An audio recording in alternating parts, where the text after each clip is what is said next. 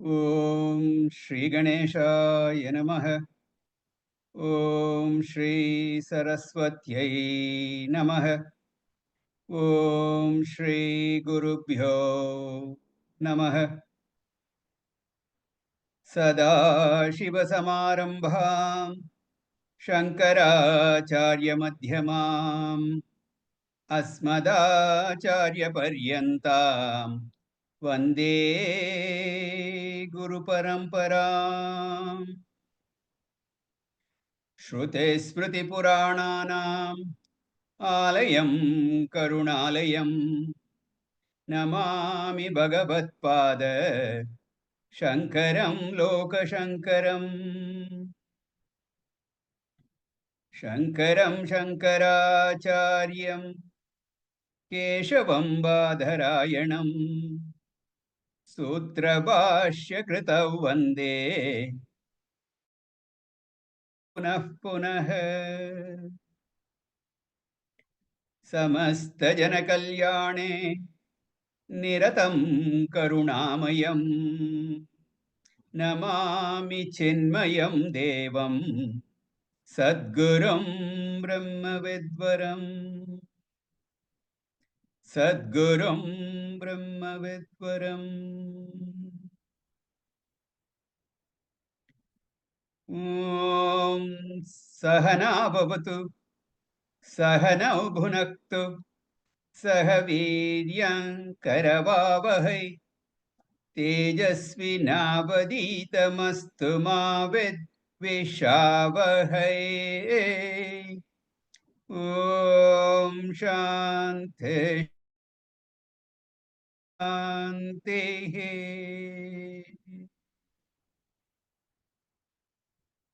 Sarva Vedanta Siddhanta Gocharam Tamagocharam Govindam Paramanandam Sadgurum Pranatosmyaham.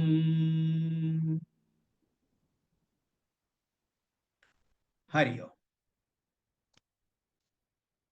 Today we are going to start Vivekacu, a text by Bhagavan Adi Shankaracharya. This text was very dear to our Pujya Gurudev. I had the good fortune to listen to his talks on Vivekacu directly in person, and a few in the audience have also had that pleasure. This is a Prakarana Grantha of Vedanta. So first let us see what Prakarana Grantha means. There are primarily three main sources of Vedantic teaching, which are known as Prasthanatrayam. The first one and the main one is the Upanishad. The Upanishads known as Shruti Prasthana. The second one is Bhagavad Gita, which is Smriti Prasthana. The third is Brahma Sutra, which is called Nyaya Prasthana. Of these three also, The Shruti Prasthanam is the main source. It's the main one because it is the original source. And that is considered to be the revelation from the Lord as part of Veda itself. That's why the Upanishads are known as Vedanta, meaning the final portion of the Vedas or the culmination of Vedas, revealed by the Lord through the rishis. Therefore, they are apaurusheyam. They are not of human composition. Whereas the Smriti Prasthana is Paurusheyam, composed by a human. Even though Bhagavad Gita was taught by Bhagavan Sri Krishna himself, still it was written by Bhagavan Vedavyasa. And in the Gita, the Vedantic teaching is very clearly, lucidly, vividly given with a lot of practical tips and preparatory sadhanas. Most of you would have studied the Bhagavad Gita, and at the end of each chapter, the Gita, we say, Brahma Vidyayam Yoga Shastre. Not only gives Brahma Vidya, but also contains Yoga Shastra, meaning the preparatory means sadhanas are also talked about in the Gita. In the Upanishads, it's mainly Brahma Vidya. Not much of the preparatory disciplines are given. Then comes the Nyaya Prasthana, Brahma Sutra. Again, this is a composition by Vyasacharya. And Brahma Sutra gives the logical support to the Shruti Prasthana. Its purpose is not to give logical proof, but logical support. What Vedanta logically prove, because that subject matter is beyond the realms of logic. Gurudev says, Vedanta is not logical, Vedanta is not illogical, and he has coined a new word. He says it is illogical. You may not find the word illogic in the English dictionary, but it conveys the meaning. It is beyond logic and illogic. Because anytime we talk about logic, it's always based on perceptual data, which is verified by empirical evidence and all that. Whereas consciousness or Brahman is never available for perception. It is atindriya vishaya. The logic can at best support the teaching. And that is for us. Our intellect does not get satisfied. Otherwise, only logic can satisfy intellect. And for that, some logical support is also given. And also the Upanishad, lot of contradictory statements are made and they have to be reconciled. And all that is beautifully analyzed in the Brahma Sutra. So these three texts together is what is called Shastra Grantha. Those are the main sources. Now, even though these three texts are there and they are the main sources of Vedanta, they do not present the teaching in a systematic way. Therefore, many acharyas, in their infinite compassion, they have written independent works and they present to us the very same Prasthanatraya and what is in the teaching, but they do it very methodically in a systematic fashion, easier for us to understand. So all those independent works of great acharyas are known as Prakarana Granthas, Vedantic treatises or books of categories. So they belong to the second set of texts. They give the knowledge of the Shastras only. They don't tell you anything different. And sometimes a particular Prakarana Grantha may not cover all the topics in the Shastra. There are many topics to be covered in Vedanta. The first topic covers the characteristics of a competent, a fit student who is eligible to study Vedanta, who is the Adhikari. The second topic covered is the Lakshana of a competent teacher. That is also important. When we study, we need someone who is competent to teach that science. Then, how would a student approach the teacher? That is also important. The knowledge to be the individual self and the total self, which is given by the Mahavakya, Tattvamasi, that thou art. In this, the inquiry into Tvampada Vichara becomes a fourth topic. Tvam, what is your nature?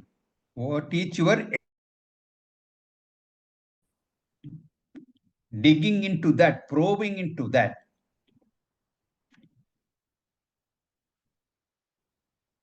That is the fourth topic. Then the next topic is Tatpada Vichara. What is Tat? Tat in Tattvamasi.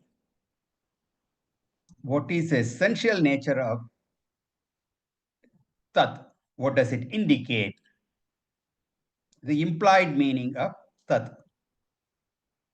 And then that is followed by Asipada Vichara. Then the means to gain and then get abidance in this knowledge is another topic. And then the final, the last, the most important topic is Jivan Mukta Lakshana, the characteristics of a realized master. A complete Shastra will cover all these topics. But Prakarana Granthas may take one or more topics for easier understanding of the student. As I said, the beauty of Prakarana Grantha is that they present the knowledge, the teaching, very methodically, very systematically. There are many Prakarana Granthas, some of them are advanced, wherein the topics from even Brahma Sutra is taken up. And there are other basic Prakarana Granthas that are for the beginners, based on the Upanishads and the Gita. Most of you are familiar with Tattva Bodha, a simple Prakarana Grantha, again a composition of Bhashyakara Shankaracharya. And Vivekachudamani that we will be studying is also such a primary Prakana Grantha only. It is not an advanced text. It provides what is said in Tattvabodha only, but on a bigger canvas. Every concept is treated elaborately. And that is why we end up with 581 verses.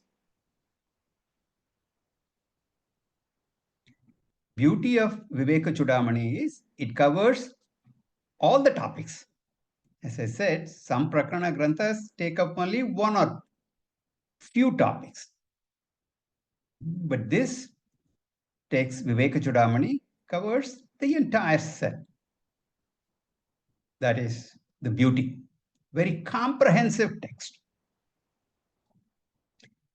And Prakarana Granthas are also in two forms. Some of them are in prose, and others are set in verses. For example, Tattvabodha, it's in prose. Vedantasara, prose. Then other texts, for example, Aparoksha Anubhuti, that we had studied recently, they are all in verses. Now, Vivekachudamani is composed in verses only. And the beauty and the challenge in Vivekachudamani is very different meters are used. It is a little bit of a challenge sometimes when you read the verses. If you take Bhagavad Gita, for instance, most of the verses are in Anushtup Chandas and a few in Trishtup. In Vivekachudamani, you find a lot of different, quite a few, most of them are in Anushtup and Trishtup. Other meters are also there, and there are some verses you just have to read it as prose. So that's the beauty. And this text, as I said, it's a work of Bhagwan Shankaracharya, a relatively large work consisting of 581 verses. And so this will take quite a long time to finish because we are meeting only once a week. So it will take something like 3+ years. And I hope everyone is there for the long haul and it is worth your while. This is one of the beautiful texts. And once you understand what is said in Vivekachudamani, you have a complete picture. It gives a comprehensive teaching. There are some commentaries on this work, not many. And the most famous one is by Chandrasekhara Bharati of Sringeri Mata. And that is what I will follow. I will not read the commentary word for word, but that is what I have included in my lectures. And the title of this text is Vivekachudamani. The word Viveka has 3 meanings. The first meaning is the power or faculty of discrimination, which every human being enjoys. We are endowed with this power of discrimination. Intellect. Intellect has the ability to discriminate.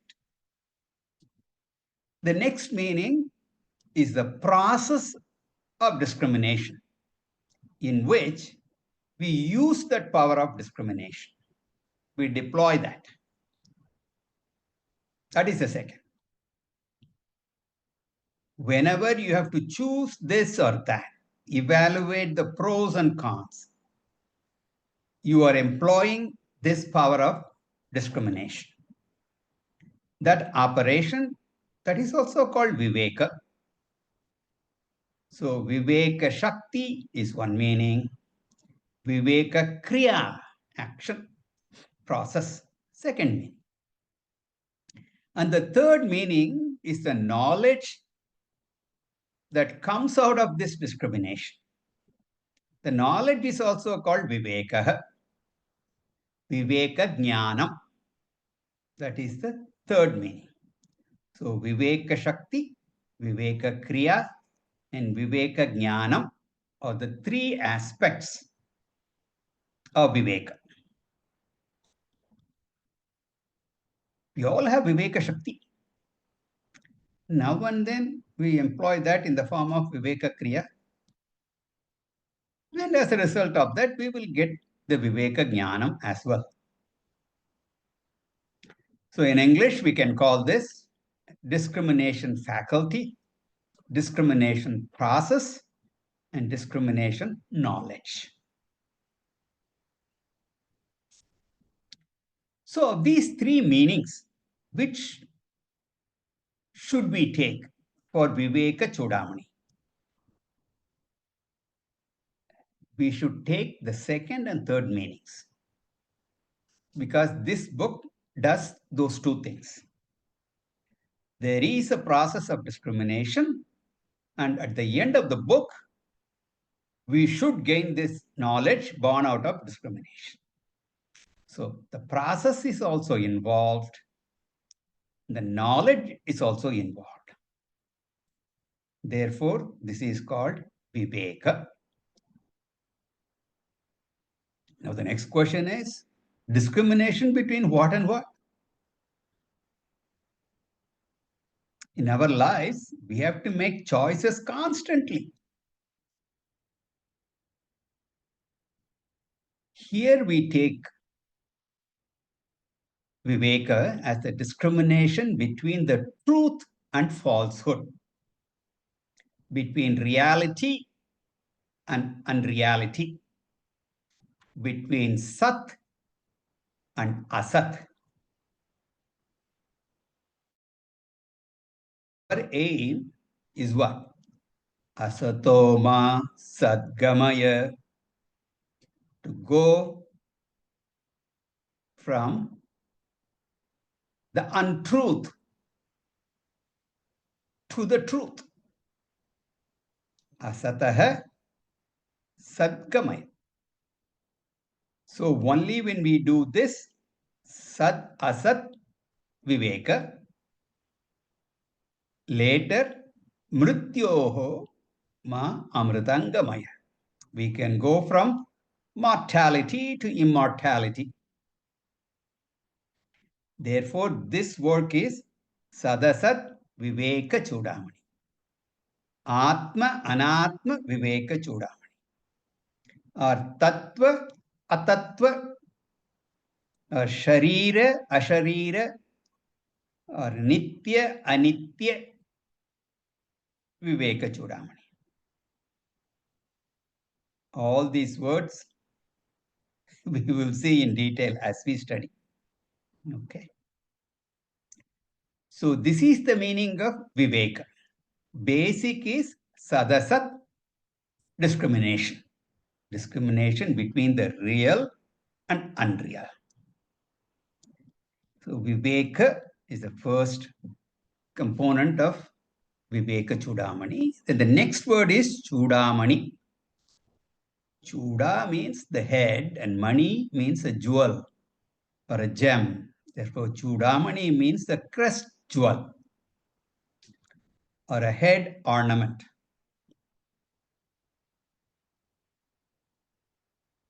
That's the one which everyone will see at the first sight, because it is on the top of the head. Shankaracharya says that the real ornament of a person is the Vedantic virtues, Vedantic wisdom. That is the real jewel. That is the ornament. So Viveka is an ornament. Vairagya is an ornament. Shama, Dama, etc. All different ornaments. So among all ornaments, that ornament which stands out for a Vedantin is Viveka, discrimination. Vedic life begins with Viveka. Even before coming to Vedanta, we must lead a life of karma. And for that, we must have the knowledge of what is dharma and what is adharma.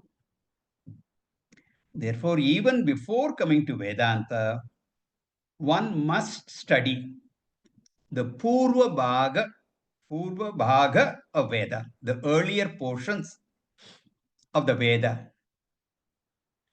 It is called Atadav Dharma Jignasa.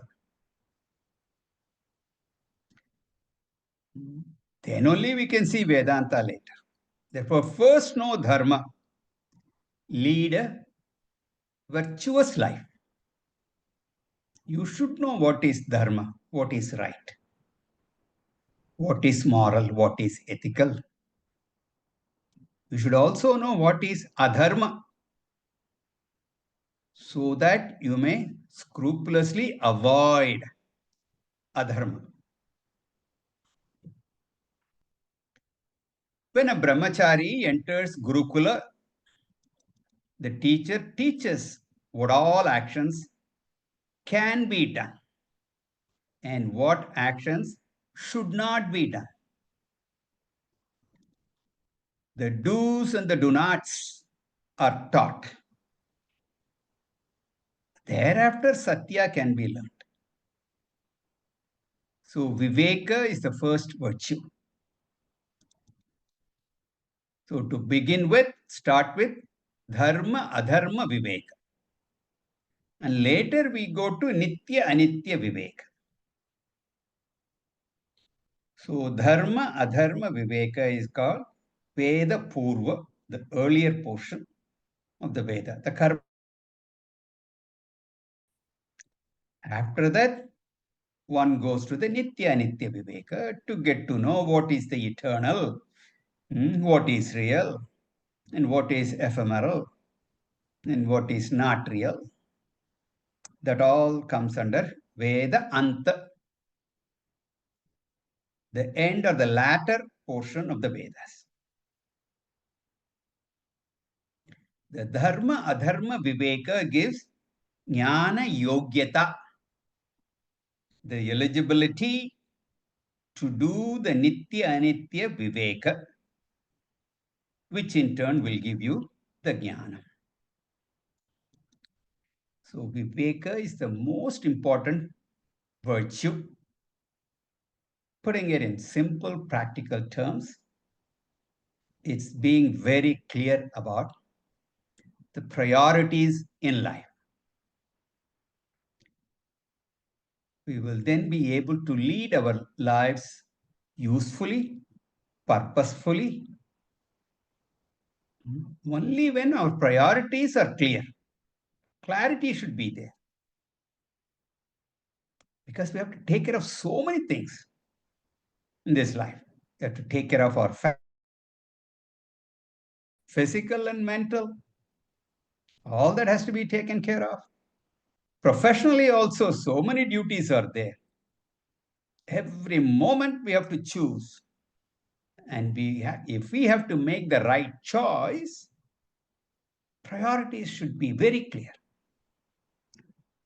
Therefore, Bhagwan Shankaracharya has very aptly titles this book, given the title to this book as Vivekacu, the crest jewel of discrimination. So with this background, we will enter the text proper. सर्ववेदान्त सिद्धान्त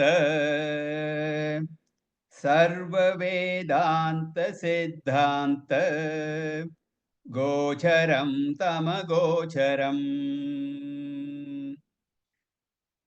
गोविन्दं परमानन्दम् गोविन्दं परमानन्दम् सद्गुरुं प्रणतोऽस्म्यहम् सद्गुरुं प्रणतोऽस्म्यहम्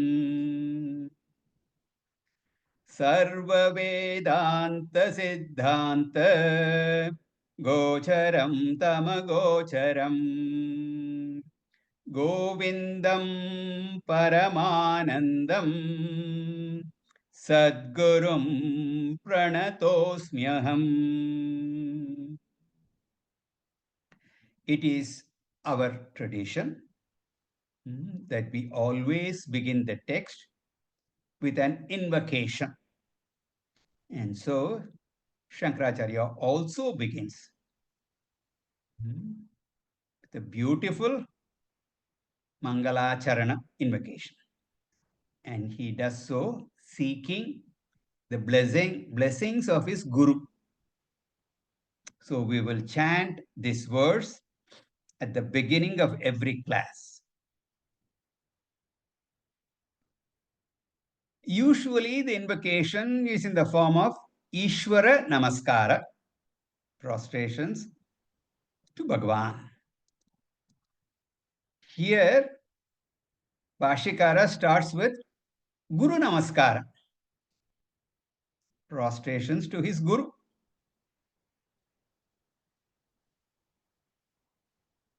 There is no difference between Guru and Ishvara. Therefore, this Guru Namaskara is also Ishvara Namaskara. No difference. So he says, Aham Sadgurum Pranataha Asmi.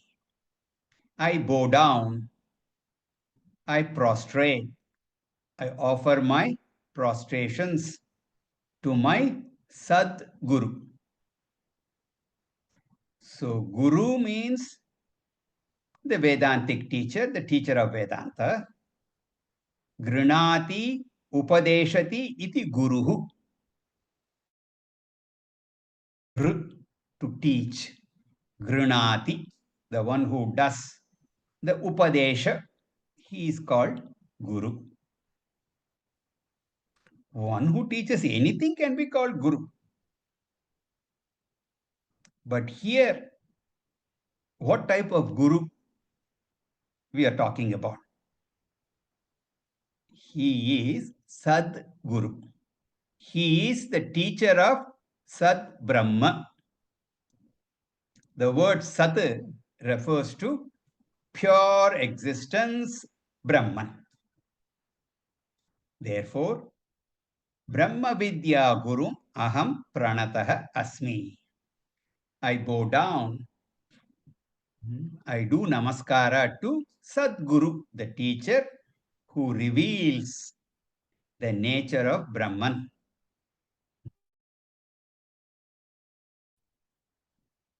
Who is revealing the nature of Brahman to me, I prostrate.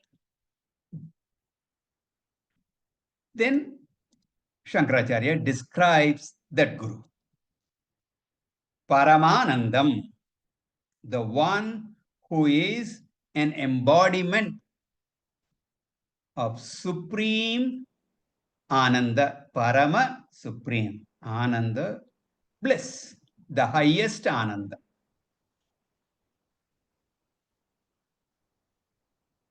And Shankaracharya's Guru was Govinda Bhagavat Padacharya.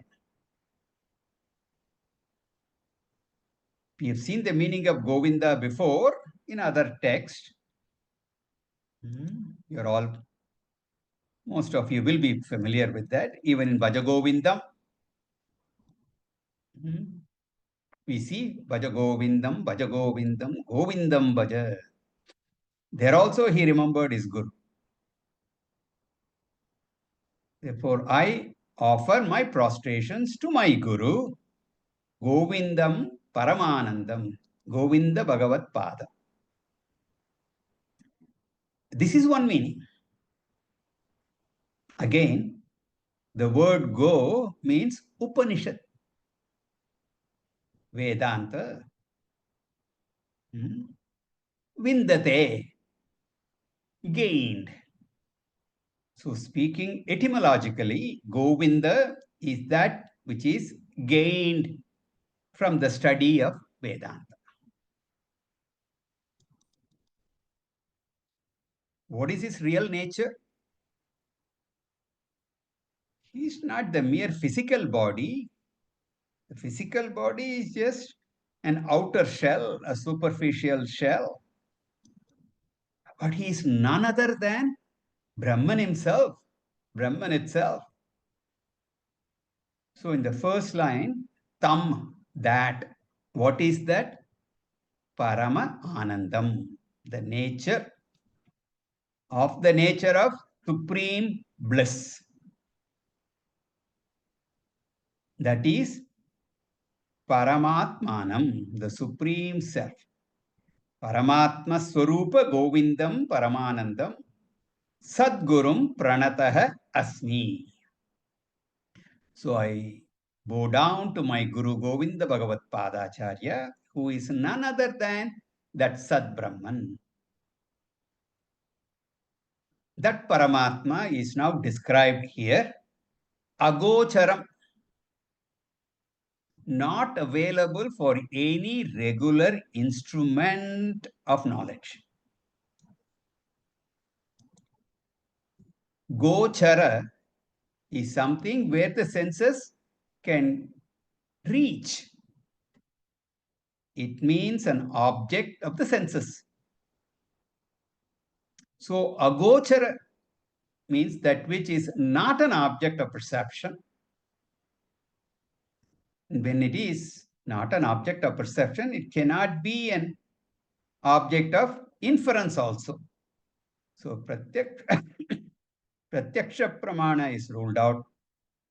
Anumana is ruled out. Therefore, it is beyond all the Paurusheya Pramana, not available for human instruments of knowledge.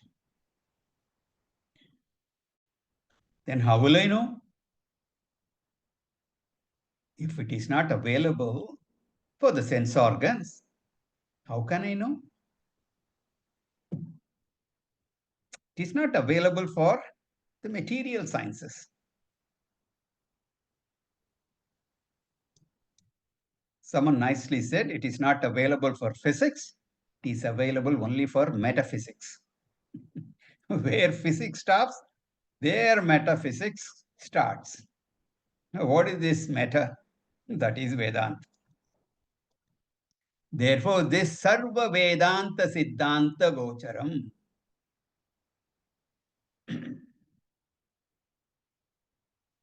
that is reachable through Vedanta. It is not available for Paurusheyam Pramanam, not available for the human means of knowledge, but it is available for Apaurusheya Pramana, which is an instrument of knowledge that is suprasensuous. It's a revelation. It is revealed by the Mahavakyas given in the Upanishads.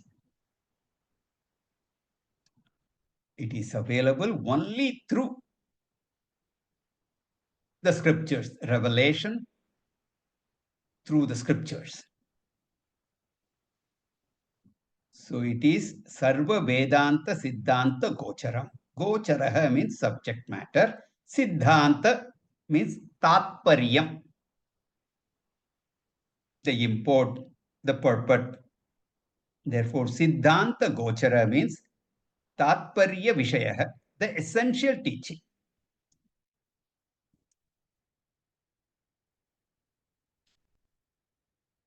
It is the essential teaching of Sarva Vedanta, of all the Upanishads. So Paramatma is that which is the essential teaching of all the Upanishads, essential teaching of Vedanta. We say the essential teaching because Upanishads talk about so many things. In Taittiriya Upanishad, for example, it is said, Annadvai praja prajayante yaka cha prithvigam shritah ato anne naiva jivanti atainattapiyantyatah annagam hi bhutanam jyeshtam tasmat sarvaushadamuchyate sarvam vai tennamapnuvanti yennam brahmopasate annagam hi bhutanam jyeshtam tasmat sarvaushadamuchyate अन्नात् भूतानि जायन्ते जातान्यन्नेन वर्धन्ते अद्यतेति च भूतानि तस्मात् अन्नं तदुच्यत इति. But the elaborately described Annamaya Kosha is not the Tatparya Vishaya. That is not the main purpose of the Upanishad. Similarly, Upanishad also talks about Srishti, creation. And again, that is not the Tatparya Vishaya of Upanishad. Therefore, we should not focus on those things and waste our time. But we should know only Brahman. Because Brahmavid apnoti param. The same Taittiriya Upanishad, Brahmanandavalli, it says, Brahmavid apnoti param. The knower of Brahman attains the supreme. So the Paramatma, the Atma Chaitanyam, consciousness, is the Tatparyam, the import, the purport, the subject matter of Vedanta. Upanishad, Vedanta, not matter. The Upanishads are not very particular about discussing matter.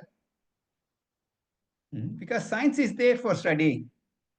Material sciences are there. Science will advance to look into and understand more and more about space and all other elements. More about the mind, psychology is there. But science does not understand consciousness.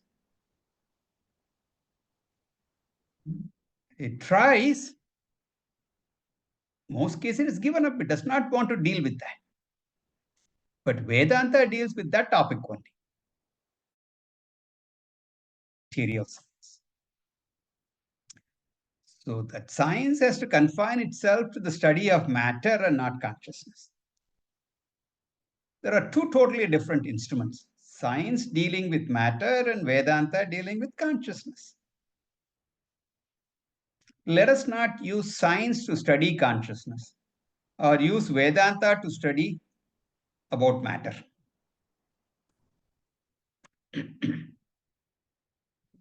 We should know what means we need to employ for what end.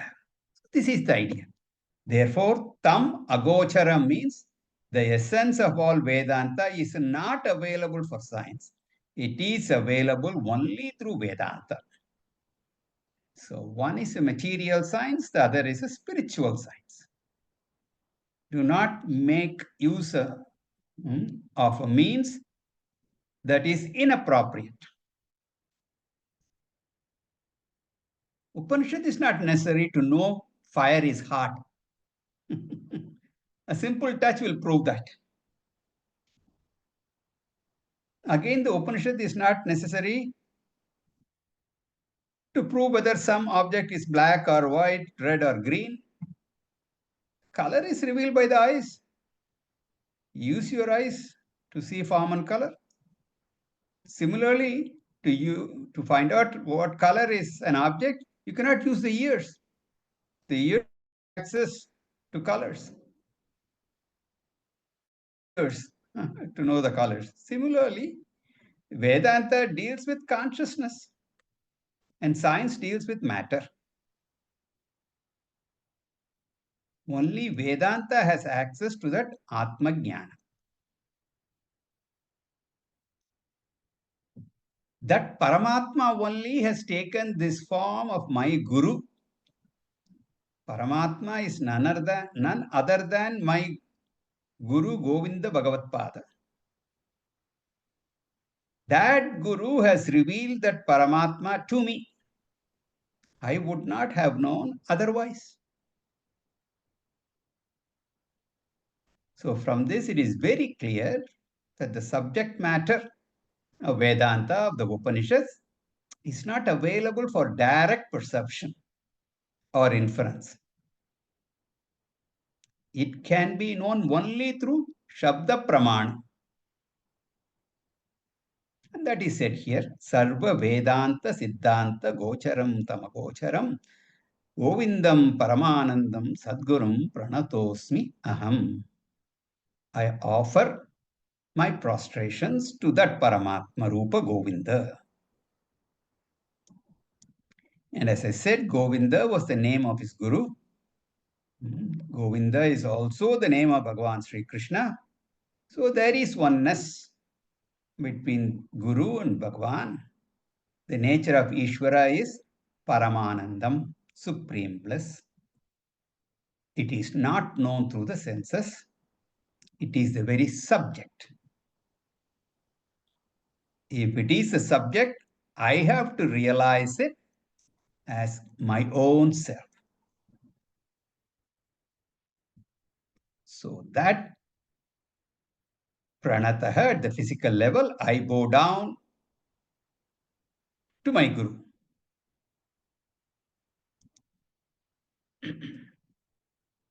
The highest level, the realization is that Guru, Ishvara, and I are all one and the same. This direct realization is called prostration. So this Mangala Shloka, the invocation verse, in the pretext of salutation to the Guru, is pointing out the very subject matter of Vedanta Shastra. This Vastu Nirdeshatmaka Mangala.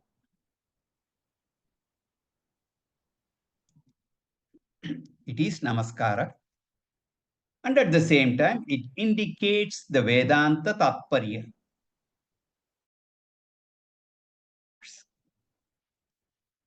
Let us read it one more time. Sarva Vedanta Siddhanta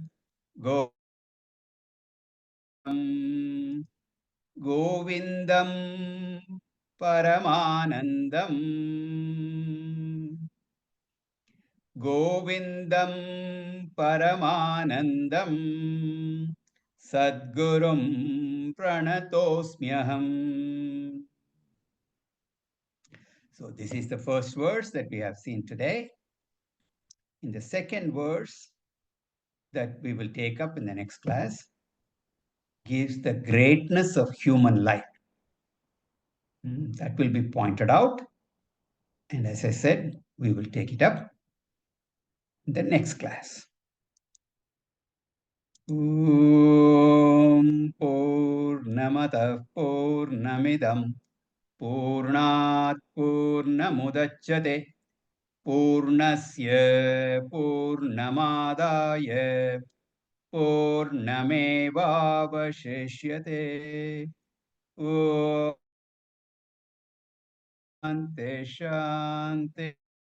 Harihi Om Shri Gurubhyo Namaha. Harihi Om.